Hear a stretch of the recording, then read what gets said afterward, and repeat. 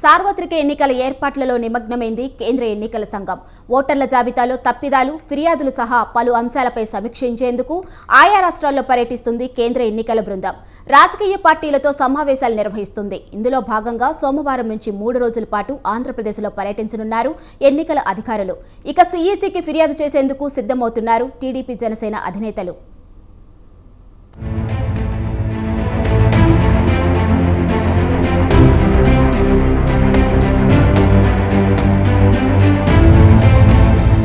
దేశవ్యాప్తంగా ఎన్నికల నగారా మోగించేందుకు సర్వం సిద్ధం చేస్తోంది కేంద్ర ఎన్నికల సంఘం. 2024 సార్వత్రిక ఎన్నికల కోసం అవసరమైన అన్ని ఏర్పాట్లు పర్యవేక్షిస్తోంది.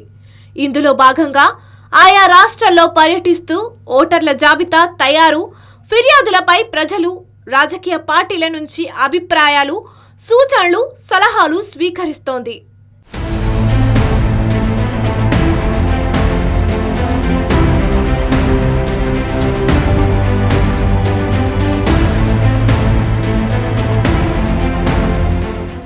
ఈ కోవలోనే కేంద్ర ఎన్నికల సంఘం ఈ నెల 8 నుంచి 3 రోజుల పాటు ఆంధ్రప్రదేశ్లో పర్యటించనుంది. సోమవారం ఉదయం సీఈసీ రాజీవ్ కుమార్, ఎన్నికల కమిషనర్ల బృందం విజయవాడ రానుంది. ఈ నెల 9న రాష్ట్రంలోని రాజకీయ పార్టీలతో కేంద్ర ఎన్నికల కమిషన్ సమావేశం కానుంది.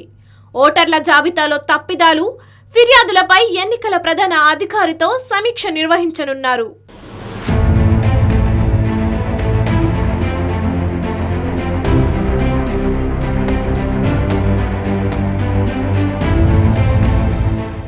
ఎన్నికల ఏర్పాట్లపైన కేంద్ర ఎన్నికల కమిషన్ బృందం సమీక్షించనుంది. అన్ని జిల్లాల ఎన్నికల అధికారులు, కలెక్టర్లు, ఎస్పీలతో సీఈసీ సమీక్ష నిర్వహిస్తారు. ఈ నెల 10న కేంద్ర విభాగాలు, సీఎస్, డీజీపీ, వివిధ శాఖల కార్యదర్శులతో సీఈసీ భేటీ ఉంటుంది.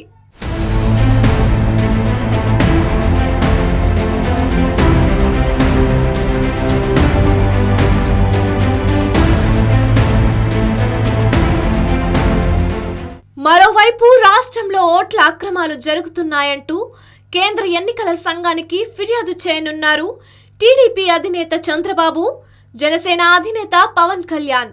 ఈ నెల 9న రాజకీయ పార్టీలతో సీఈసీ సమావేశం నిర్వహించనున్న నేపథ్యంలో ఆ సందర్భంగా ఫిర్యాదు చేసేందుకు సిద్ధమయ్యారు టీడీపీ, జనసేన అధినేతలు.